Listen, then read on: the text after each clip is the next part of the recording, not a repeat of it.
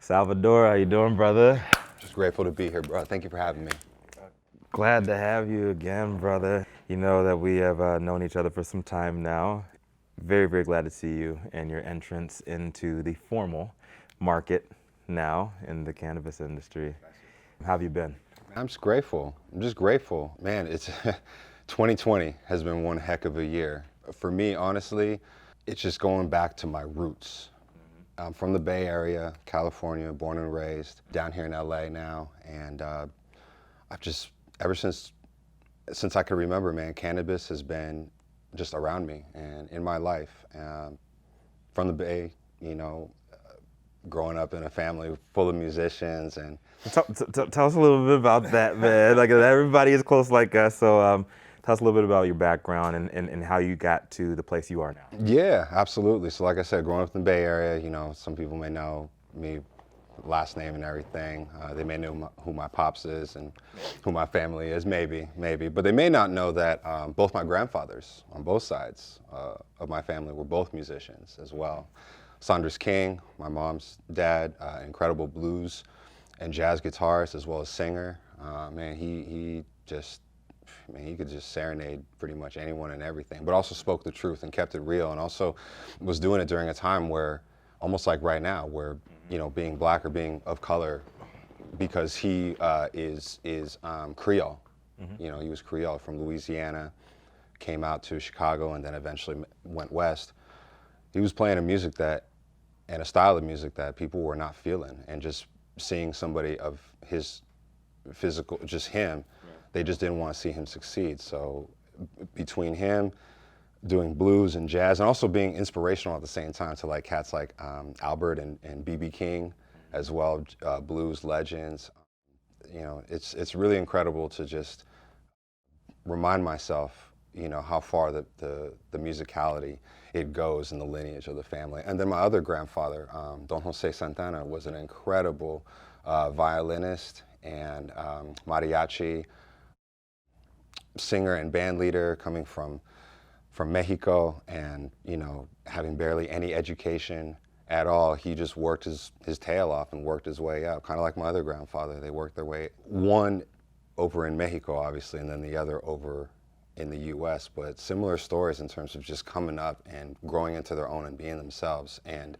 musically expressing what they wanted to express. And I feel like, you know, my father, y'all may know him, maybe not.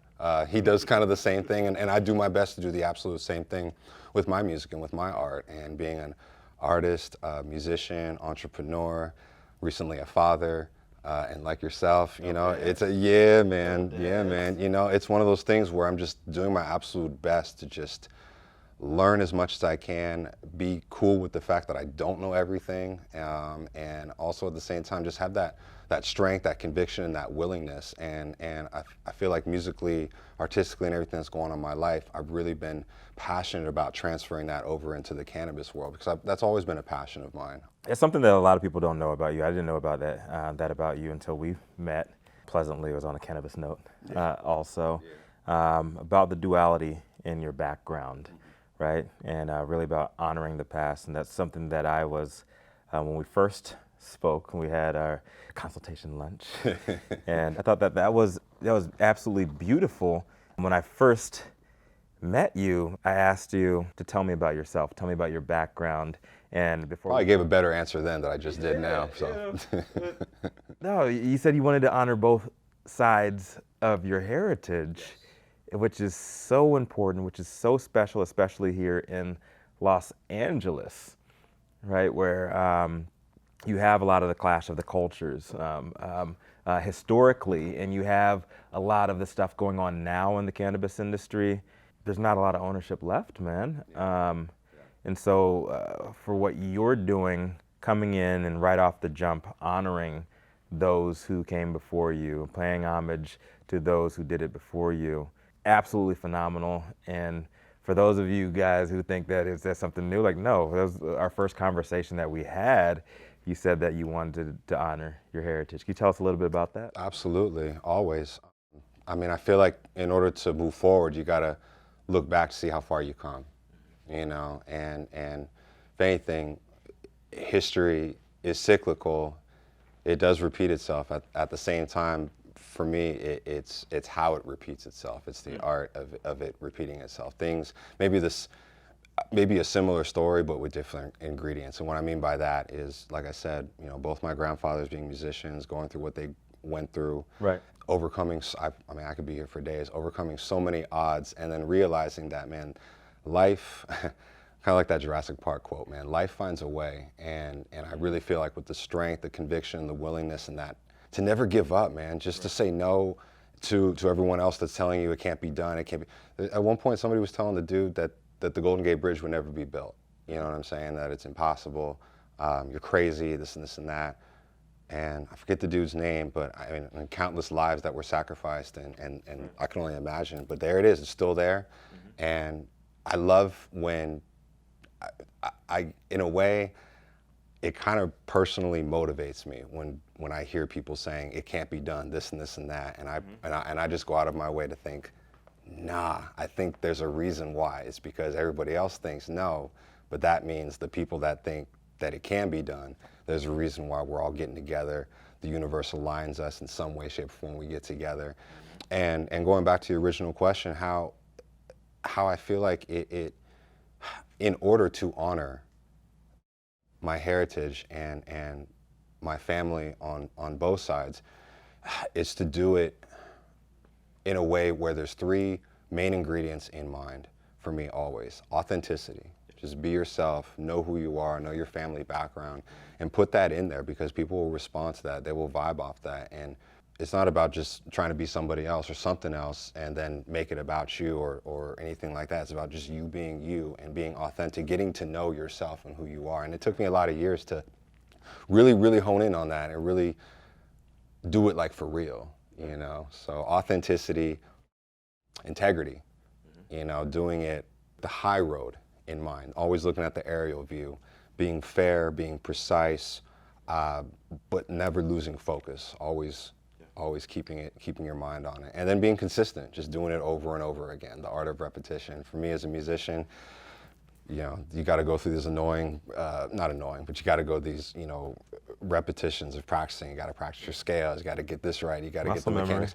Yeah, muscle memory, exactly. So I would imagine the same thing for being an athlete. You know, you got to go through the same drills and I can only imagine putting your body through hell, but at the same time it becomes, the more you do it, the more it becomes kind of second nature. And for me now, I don't really look at my involvement in the cannabis industry as like work, going in, putting your hard hat on and clocking in, clocking. It's like, nah, man, this is my passion. And I think that's why I'm so blessed and I'm so grateful and I'm so hungry to keep going, because it's a mission. It's not just work. It's not just somebody assigned me to do this. It's like, other than the creator assigned me to do this. Like, let's get it, man. Let's go. This is why I put you here. This is one of the reasons why I put you here. Now, it's not about letting me down, but it's like, yo, do your job. This is what you're here to do, and have fun doing it too, you know? Universe makes no mistakes, although we often do.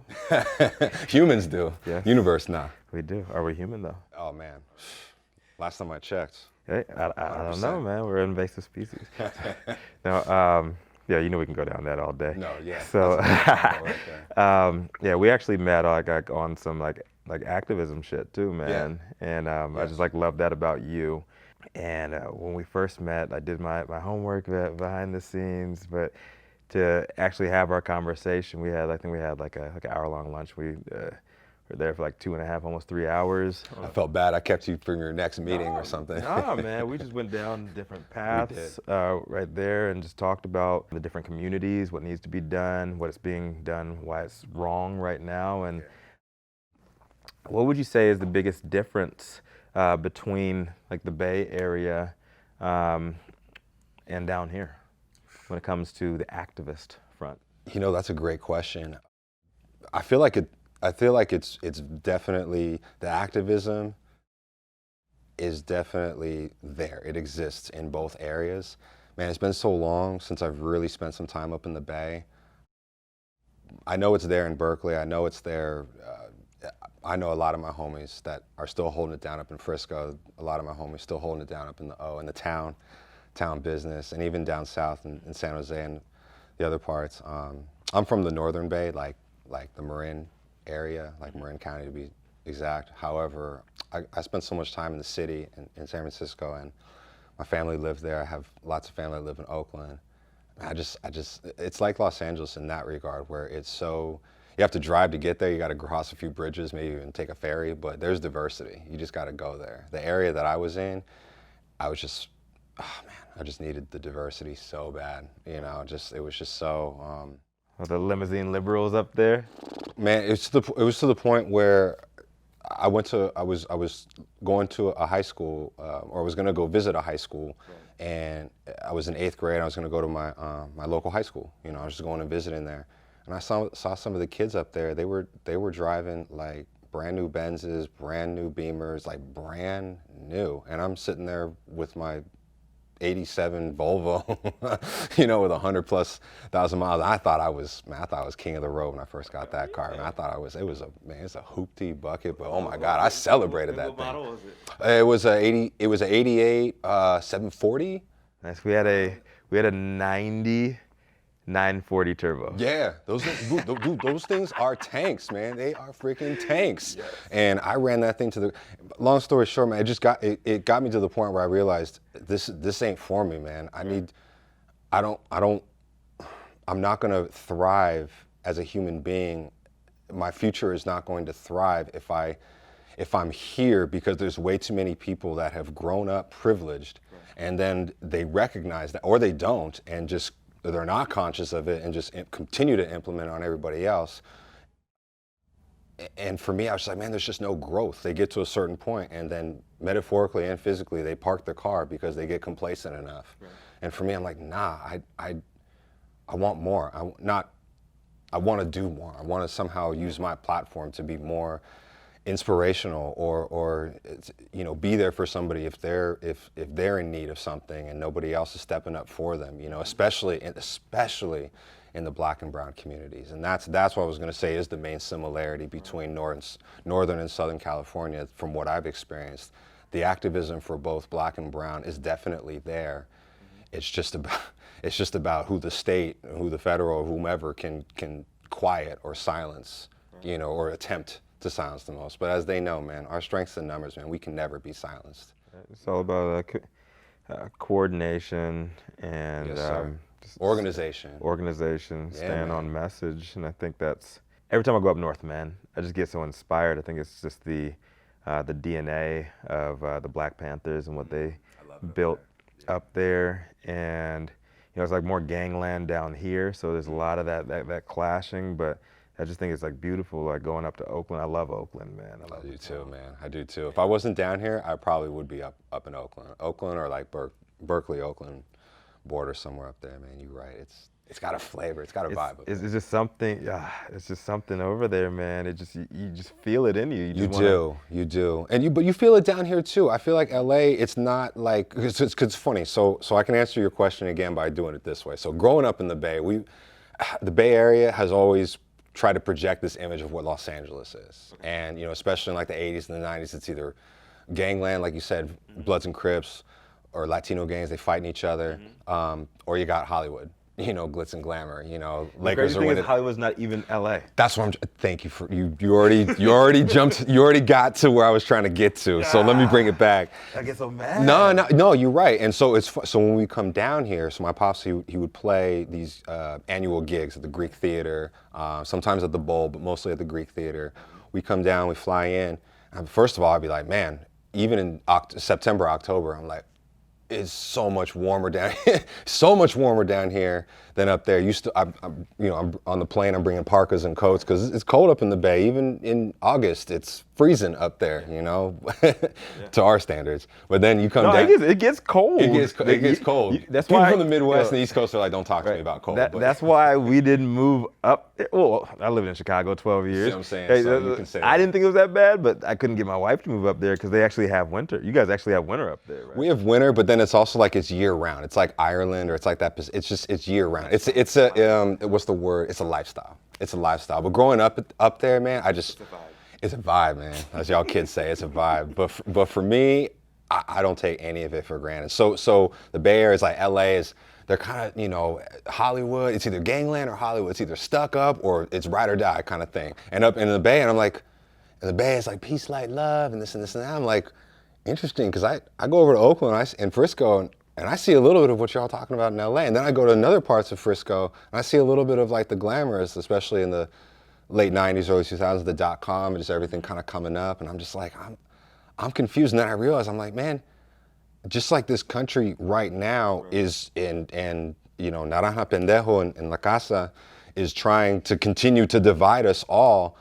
I felt like, I'm like, man, California doesn't need to be divided. You know, yeah, it's two different worlds. Once you cross from Fresno to Bakersfield, it starts to literally become like two different worlds. But I'm like, man, I'm a Cali boy, man. Yeah. Born and raised. People can say you're from the Bay. Oh, you're not from the Bay anymore. You live in LA. I'm like, nah, man, I'm Cali boy. I'm West Coast. And not only that, man, I'm really, really grateful and blessed and never take this for granted that I've had the opportunity to travel around the world and outside of our country. Right. And man, I'll tell you what, California is beautiful. San Francisco, the Bay Area, Los Angeles, one of the most diverse cities in the world. It's beautiful, man. Until you go elsewhere, you can't really truly appreciate what we have here. And then you also can really fully appreciate what we don't have in a way, like what others have and what we can strive to become and how we can fully unite, you know what I'm saying? And I know I'm getting all preachy and whatnot, but honestly, for me, like in a way, I'm like my father and like my grandfathers and the people that inspired us, whether they be activists in our family or just people that just are like freedom fighters. They're just not, they just don't wear it on they you know sleeves like everybody else do. But I do honestly see a future where it's like going back to our ancestors, where there was one world, like Marley says, one world, one love, one heart. There's no borders. There's no flags. There isn't any of this, man. It's just how we can apply the whole idea of equity, social equity, like from a worldwide standpoint. I don't know how it's going to eventually look, but I would love to start the conversation, at least start the conversation, start the building blocks to get there. And I feel like in order to do that, yo, man, practice what you preach. Do that with something that you're passionate about. So I'm like, yo, I'm gonna do it with cannabis then. Right. You know? It's all about, you know, walking the talk. There it is. What do your boys Migos say? Okay. And you have been about that, and that's why I've been so, I wouldn't even say proud of, like, you know, like in a kind of ascending way, but I'm just like happy to see your journey over these last year and a half, 2 years that we've known each other, and to see you actually walking these things, and to now see you come over to the flower side of the equation. What was your inspiration to come up with a flower brand? Yeah, you know, honestly, it started with, like I said, growing up in the Bay, constantly being around cannabis, it being around me, lifestyle, it's a vibe, it's there. But it was never taboo for me. It was it was there. It was like no different than somebody just lighting up a cigarette or a stogie. And I was just like, oh, cool, somebody's busting a joint over there, good for them, you know? And until I got older and then realized and had, you know, the awareness of being able to participate and still be cool and respectful and responsible, then I could really appreciate it. But like I said, it was always there. It was like going over to Italy or Greece and like, you know, seeing families, you know, maybe not kids, but giving the youngins like some wine, just a little bit, just some wine and what have you, you know, and it's fine. Just a couple glasses. Oh yeah, that's a little different. But no, just a couple, there's nothing wrong with that. And I think what's beautiful about that is rearranging the narrative to teach responsibility and respect, as opposed to a society or a parent or whomever saying, basically, I don't got time to teach you and explain all this stuff to you, so just don't do it. You know what I'm saying? Don't do it because there's consequences. It's bad for you. You'll die, this and this. You know, and I'm just like, man, I don't like misleading, miseducation, with the exception of Miseducation of Lauryn Hill. I do not like miseducation or anything. I don't like any of that stuff, man. It's always bothered me. And then on top of that, seeing lots of young brothers and sisters, both black and brown, getting locked up continuously for a plant that is been now legalized in California for over almost 4 years. And these cats are, these beautiful young brothers and sisters are still getting punished, still getting locked up, while none of the Brads, Chads, and Karens that I personally know, but these other Brads, Chads, and Karens are still getting some. And honestly, to be honest, Rico, it pissed me off. It really pissed me off internally. And I was like, man, if I'm pissed off just feeling like this, I can only imagine how somebody in that situation feels, you know? And so for me, that's what started. I was like, man, if I am gonna get involved in the cannabis world, it's not gonna be just a money grabbing thing. It ain't just, yeah, society teaches us you gotta make money in order to continue on and this and this. So yeah, making money is part of the equation. However, that's not the main ingredient for me. The main ingredient is to make an impact and to therefore begin the journey so that we can, it's already begun actually, to continue the journey to rearrange the narrative of how cannabis is viewed in our society, you know. And for me, that's where the inspiration came from. And then doing a documentary, doing a little bit of documentary, we got to interview somebody, I don't know, by the name of Rico You got to come out to the Dro. Where the ghetto meets the sea.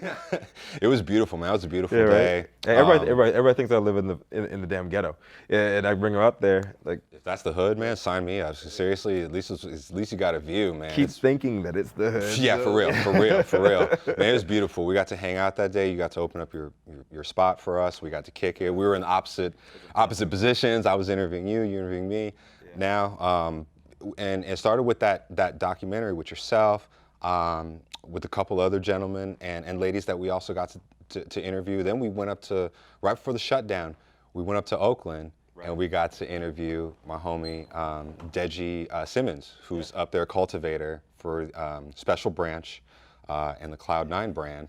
I can't wait to meet this guy. Yeah, Deji, he's cool, man. He's okay. So there's a few things. So just a little background. So the background. Yeah. So there are a few things. So eventually, I got to with my team, and we put together through an extended workshop during the shutdown. Mm-hmm. We put together a beautiful construction of a brand, which is Vaya, which means go. It means let's go. It means also, it also actually is an ancient word in Sanskrit. And that word, it gravitated me.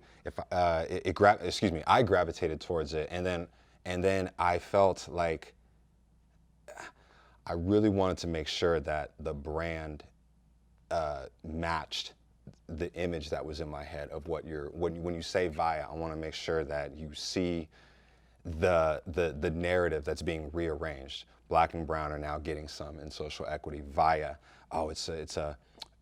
we're definitely focusing more in on ritualistic, just events or happenings.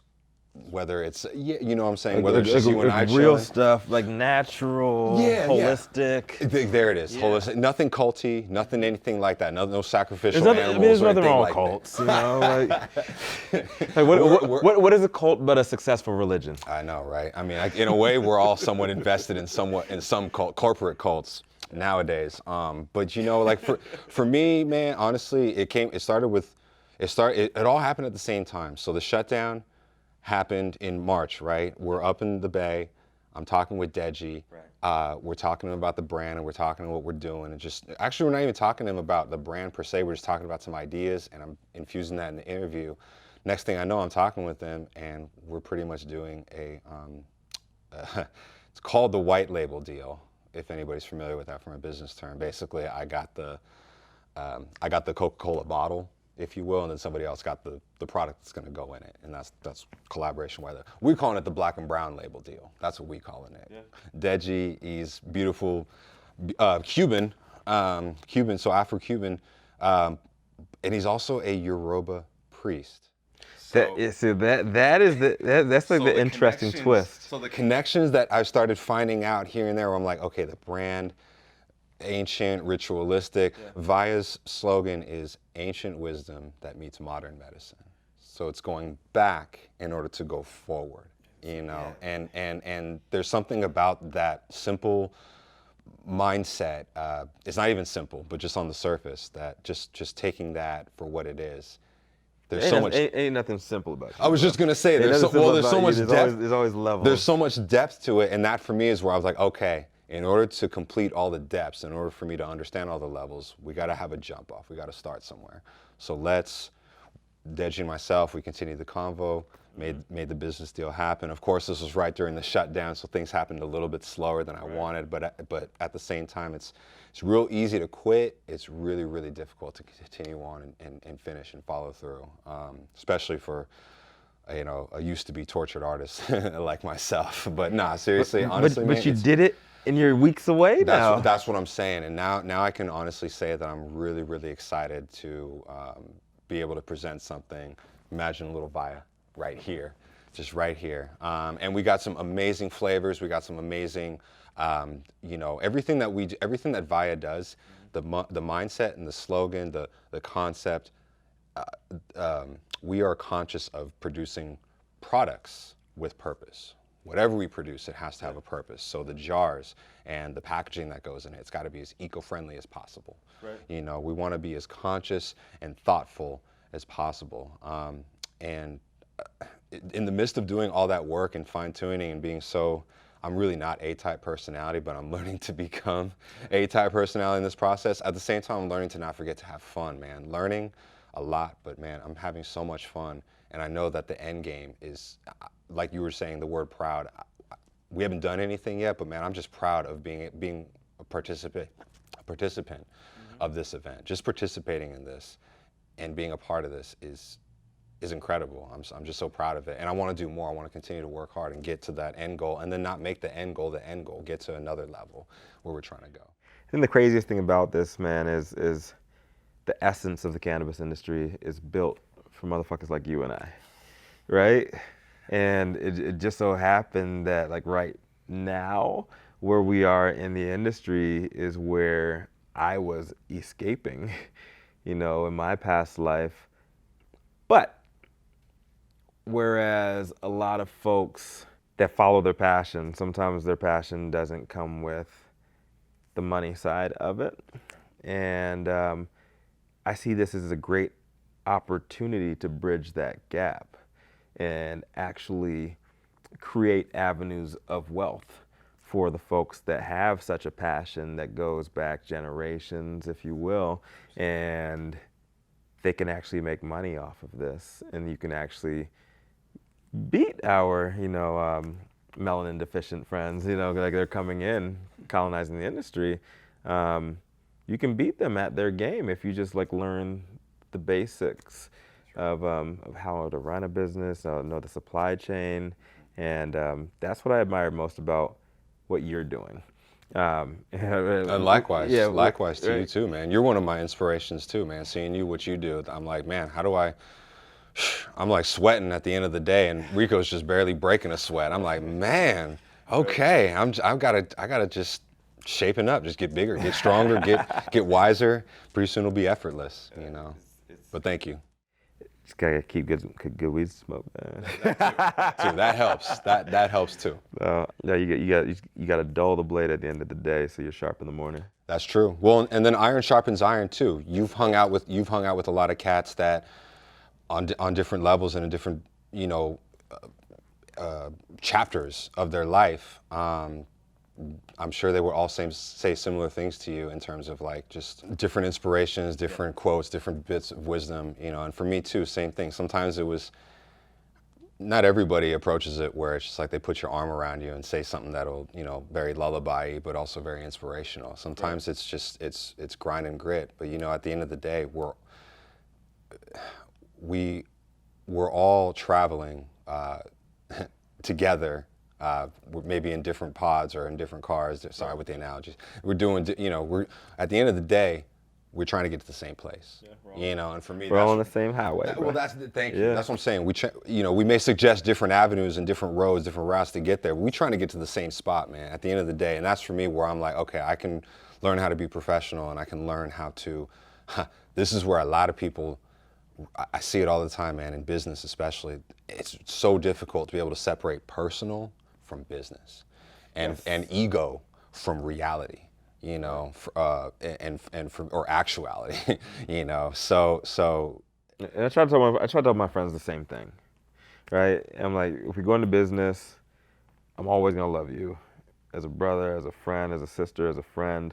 But when we're doing business, I expect you to check my ass, man. Like check me when I'm fucking up, and I can feel comfortable checking you when you do the same. That's right. And because we're here to make some money. That's right. And that's professional, and that's the way it should be, man. It's not personal. It's just, we here to do a job. We're here on a mission, and God dang it, we're gonna get there some way or another. We're gonna get there. Right. You know, won't let you fail. Not happening. No, and you have done a good job with that, and being that you're coming in to the flower industry, like right when flower prices are crazy. They are. We're back at like 08, 07, 08 prices right now. Like, heading into the market, what do you see as number one? What is goal specific? Like, what is your goal to make it out of? I guess like Q1 2021. Like, what would be a couple of your KPIs, your key performance indicators there, that you would be able to measure, like we're on the right way, or we're on the right path, or we're totally failing, or what is your barometer of success? Yeah, that's a great question. There's a few, but I'll just start with the main ones. I think that are obvious for me as someone who's still learning and overseeing all these different lanes and all these different departments that are going into just opening up a flower business or venturing into a flower business. Right. One is, well, I think Rasheed Wallace, basketball player, he said the ball don't lie. Yeah, she said the ball don't lie, but in this case for business, the numbers don't lie. Yeah. You know, so the numbers. He's in the industry too. That wouldn't surprise me at all. I mean, I would love to, some of these cats, man, I can tell them, like, man, I'd love to blaze with Matt Barnes, love to blaze with Sheed, love to blaze with Stack, love to blaze with Al Harrington. I can go on. Sure.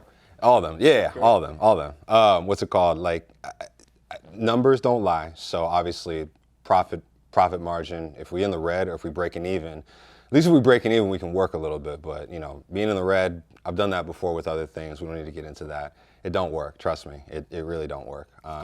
It really is. So we got to be in the black. And also the other numbers that don't lie, not just monetarily,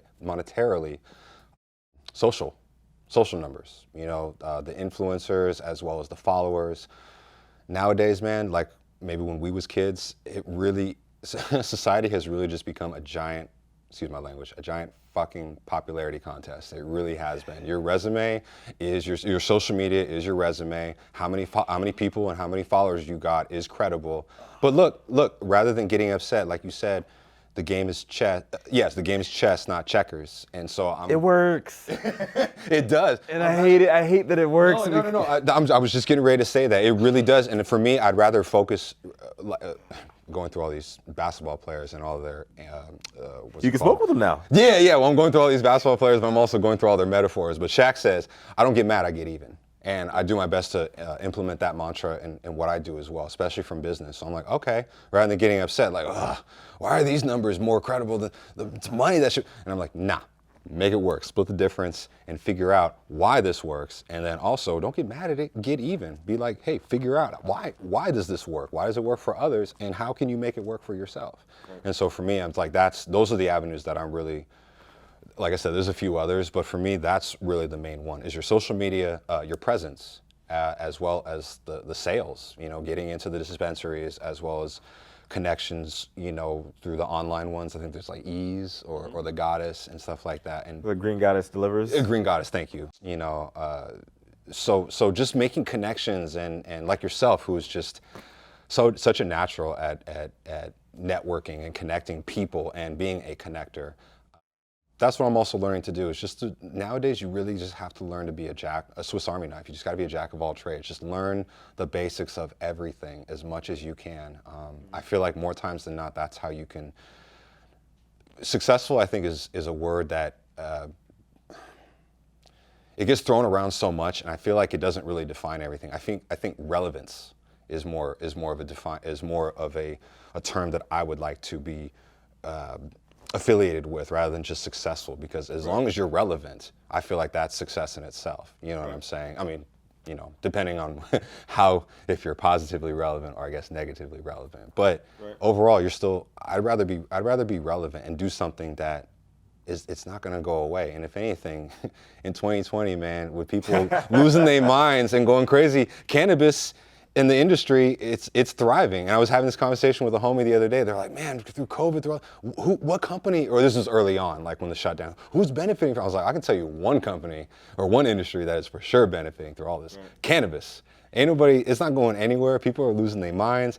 And if anything, it may bail out the world debt. You know, it really would not surprise me, you know. Right. And there's so much that we're tracking on right now, things. Man. But to go back to your first question, the numbers don't lie. Yeah. Monetarily, got to stay in the black or at least break even to build up. But then it's what you're doing on the qualitative side, and so that is what's being left out right now. Yes. Because we are still in like semi-quarantine mode. Like not really. Like look at the traffic in LA is back to normal. Yeah. If you just take a step back and you just look at the numbers, it's telling you that everything is thriving. But since you and I are like face-to-face people, I go out on the streets, you just struggle, man. True. And very true. That's why I think that social media online presence I think helps, because then people can still connect with you. They feel like they get to know you, but yeah, it's through a screen. But at the same time, that's better than, you know, how we, man, back in the day, how I would, I feel like, get to connect with, how I would connect with my favorite artists and what have you. I just, get the Reflection Eternal, Talib Kweli, High Tech, and I'd open up the CD, or I open up the vinyl, and I just read through the liners and and Black Star, and I'd, just go through all that, and I'd connect, Back in the day, our folks, they'd open up vinyl and like listen and read the Led Zeppelin and probably take some Sid and trip the hell out, and they probably stayed there for some, But for me, that's what I'm saying. It's all about the understanding that evolution isn't everything, and if you can appreciate evolution rather than getting mad at it, like I said, getting even rather than getting mad at the evolution of connecting people and still networking and connecting with people, especially when it becomes a brand and you're trying to get a clientele or a customer basis.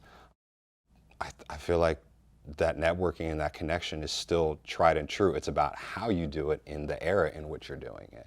And so for me, I feel like the social media just, like you said, we shake our heads because now I'm at that point where I'm getting close to 40. I'm like, man, I don't need to be on social media, But then a part of me is just like, nah, man, do it for VIA. Do it for your mission. Do it for your purpose. Do it because at the end of the day, one of the landing spots that we want to do is not just make money so that it can sustain itself, make money so that we can actually give back to the community, so that this community can eventually sustain itself. And equity, man, and open up a 501 and do it for real and give back. And like I said, for me, it's just the start. So I'm excited, but then I got that Mamba mindset where I'm like, man, I ain't done anything yet. At the same time, I haven't done anything yet, but I'm hungry to continue. And I'm hungry because at the end of the day, it's just me and that prize at the very end, and that's what I'm going for. And I know when I get that prize, everybody else can celebrate with me, and I'm also celebrating it because I'm doing it for everybody else. I'm not just doing it for me. I'm doing it for everybody else, especially those that don't have that voice and that platform that I have. So I'm really grateful for that, and I want to do it for them. With the brand, with VIA, Black, Brown, Indigenous roots, your activism past, where do you want to take the brand? I know you're launching in a couple of weeks. Where do you want to take the brand? And let's say we go a year out from now and you're just like dominating the shelves, like all that stuff. What do you see as the next step? It's interesting. I want to get to everything you just said. I want to get there first. Yeah. But to answer your question, like as if we had gotten there, because that is the goal, to get there. Big Boy says the backup plan to back up the backup plan. Yeah. Right? Now we're gonna quote rap lyrics for the rest of the rest of the show, for the rest of the special. We can go for hours, man. Honestly, it's a great, something that would be incredible would be to be in a position where, right here, like let's say I'm here, I got the team. Everybody, we got the whole VIA brand right here. Let's say we got the Mark Cubans and the Shark Tank of the cannabis world in front of us, and we showing them what's up. The idea is to get a heavy hitter to invest in it so that we can go bigger, we can go global, we can. I was talking about this the other day with a friend of mine. Actually, no, it was you and I. We were talking about this. We were talking about how LeBron, Lakers, his legacy overall, and just what he does. And I'm like, honestly, I'm more of a fan. LeBron is an incredible basketball player. If he's not playing against my Warriors, I'm cool. We cool. But here's the thing. Yeah, but here's the thing. I love him off the court. Off the court, I love him more off the court than on the court. He's an incredible human being. Solid brother, man. Incredible. And I feel like what he does, his impact of what he, as a brand, LeBron and himself and what he does, And he ain't got to do it. right, right. And he's got the I Wish or the I Care school, and just everything that he does, man. I feel like not me per se, but Via itself can get to that point. I truly believe that it can make an impact on that level, where like what he's doing and what cats like him around our age group and just anybody that is doing on that, making an impact on worldwide and probably even beyond the world. There's probably like intergalactic species that are celebrating LeBron James like at this point, or Jordan, you never know. But for real, that's where I see it. I see Via getting on that level, being in a position where we can get in front of the heavy hitters and they are willing to invest in us. But at the end of the day, for me, I would love to be in that position. At the same time, my position and my mindset doesn't change. Right. The authenticity of Via, no matter where it goes and how it gets bought out or blah, blah, that stays the same. Right. The authenticity of Via stays the same. Like if I write a script and give it, you're not changing the script.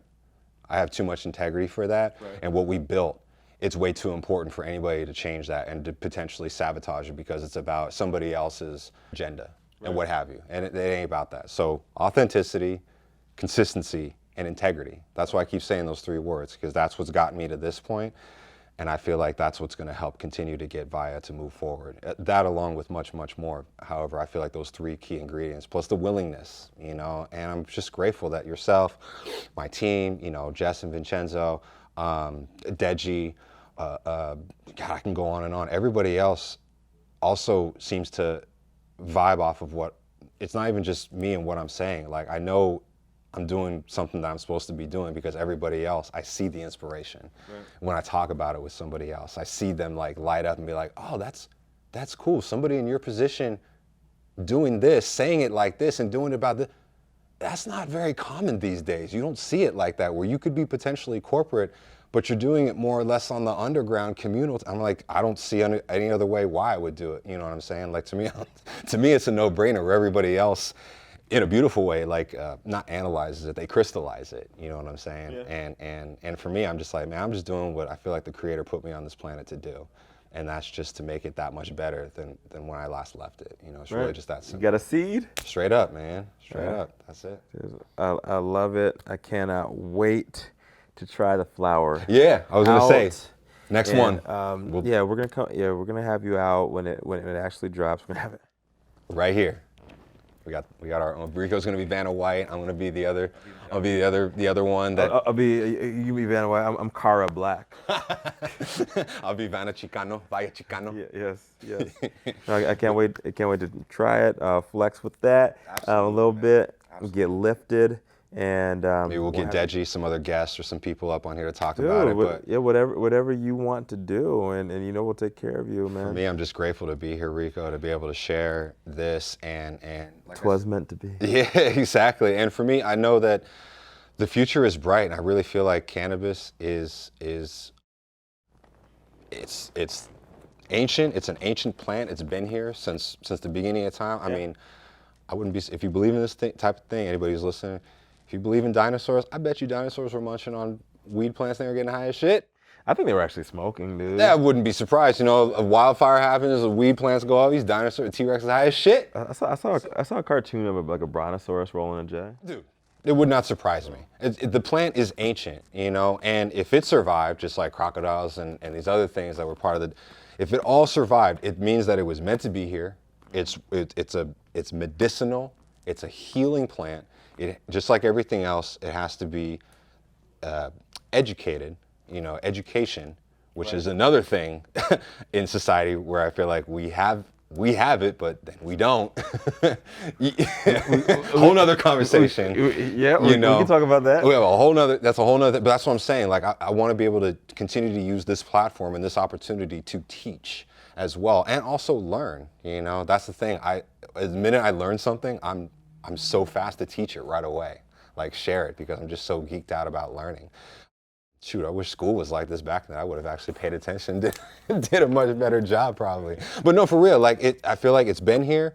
It's always going to be here. So like you said, rather than getting mad, man, let's just work with it and use it to our advantage, and teach, educate, and at the same time, rearranging the narrative by teaching that it heals and that it doesn't harm. Right. That's one of my most important things that I cannot stress enough. You know, it heals. The plant, marijuana, heals. It does not harm. Just please be respectful of it. That's all I'm saying. And then get off my lawn. You know, I love you, brother. It's great having you out. And where can the good folks at home find you, your music, and find Via as well, more information on the brand? Absolutely. So you can check me out, salvadorsantana.com, at Salvador Santana Music, if you want to follow me on the IG or the Twitter. And check out via.earth for more information on Via, the flower, the venture, the brand that is Via. I'm super proud to be a part of it. I'm just grateful to be here, to be able to share it with y'all. And I can't wait. Next time we're going to be here. We're going to have the nice fatties. It's going to be all right here ready for y'all. And thank you. We got the wheels of steel back there for you too, man. You got to bring some wax out. So really fast, quick Outcast story. Okay. Please lay it on me, man. Quick Outcast story. So actually I got two. One is I'm at the Bill Graham Civic Auditorium, Frisco, 1998. So I'm like freshman, sophomore in high school, kicking with some friends. Outkast is opening up for Lauryn Hill. So Outkast Aquemini just came out. Lauryn Hill's Miseducation of Lauryn Hill had been out, but it's still on fire. Yes, it's circulating. Still, yeah. I went there with some friends, and then realized later that my pops was also there, and he was jamming with Lauryn Hill because they had that song Zion together. So I'm like, come on, man. So there was that. That was funny. But so before that all happened, Outkast comes out, and they come out. They got dude on the turntables. Antoine comes out from the left. Andre comes out from the right. They meet in the middle. What's up? First of all, they mess up. They go, "What's up, San Diego?" They're in San Francisco, bro. So the crowd is not having it. They were like, "Oh, we'll make it up for y'all. We'll make it up for y'all." We from the South. Yeah. I was cool with that. I was like, whatever, man. It's Outkast, dude. Whatever. And so they turntable. Homie gets on the ones and twos. The power goes out for like 5-10 minutes. The power goes out. I don't know what dude did. He kicked the cord, did something. Yeah, man, it was a mess. It was a mess. For like 10-15 minutes, I thought there was going to be a riot. And then Outkast came in with the Hush That Fuss. Everybody moved to the back of the bus, and it was popping from there on out. So that was one story. Another story, in Berkeley, Fantasy Studios, Pops is doing a song with Mary J. Blige, Right. and Antoine is Big Boy is doing a guest appearance up on there. So they're doing the song in there. Mary J's is singing in the studio. Pops is jamming. Big Boy's in the back, and he's making himself some Henny and Coke. So I'm like, Did cool. you guys have like any kind of like video documentation of like this whole thing? I got a like, picture. like, I just have one picture of him and I, of course I have because I know he's from the South. And Mike Vick at the time, before we knew everything that went down, Mike Vick was super popular, so I had my Mike Vick jersey on. So I got that picture. But he's sitting there, he's making the Henny and Coke. And at the time, my homie, who's from Chicago, told me about Hennessy and apple juice. Oh yeah. It's Incredible Hulk. That's what it. I was trying to remember the name. I could not. Incredible Hulk.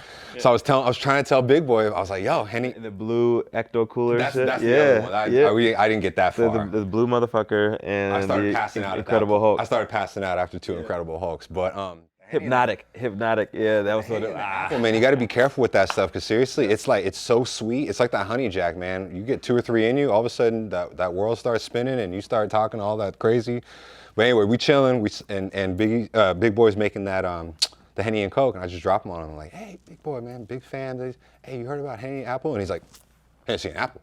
Yeah. What you know about that?" And I'm like, "Man, what you know about that?" And he's just like, "I don't know anything about that." And I was like, "Man, you got to try the Hennessy and Apple." And he's just like, "Okay, I'm gonna try that." He just got super excited. He was like, "I'm gonna try that." I was like, "Hey, man, can we take a picture?" So he's all in the face. You can just see he's happy. But then like right after we were done taking the photo, he's like, "So Hennessy and Apple?" Like he was all he was about that. He was just about the Hennessy and apple. So we got to kick it then, and I got to watch him blaze like an ounce in the studio, and just, I think he went to like Red Lobster after that, and then got on a plane, went back to Atlanta. Like, it was, you know, man, it was just so cool to be in that atmosphere, because for me, like, just seeing how, at the end of the day, we forget, man, they high profile people. They also, we love their music, we love their art, we love them. We put them on these pedestals. Man, they're just human beings just like you and I. Yes. It's incredible just to see. They just, man, he's just looking, big boys looking at me like, can this motherfucker leave me alone? I'm just trying to fix myself some Hennessy and, and I'm just talking his ear off about Hennessy and apple juice, man. But it just reminds me to, like our boy K-Dot, man, just not sit down, just wherever you are, man, stay humble. Just be humble and stay humble, and stay hungry too at the same time. And that is exactly what you're doing, man. And I definitely appreciate you, man, doing what you do, releasing a conscious brand on a different level that's actually walking before you talk it too. I don't think I've ever seen that, man. And I can't wait to show more of this entire project that we're doing, man. Much. My dude. Yes. First of many more, my dude. Yes. We got to rings next time. We got to ring that next. And I'll bring the ring out next time, brother. Yes. Yes. All right.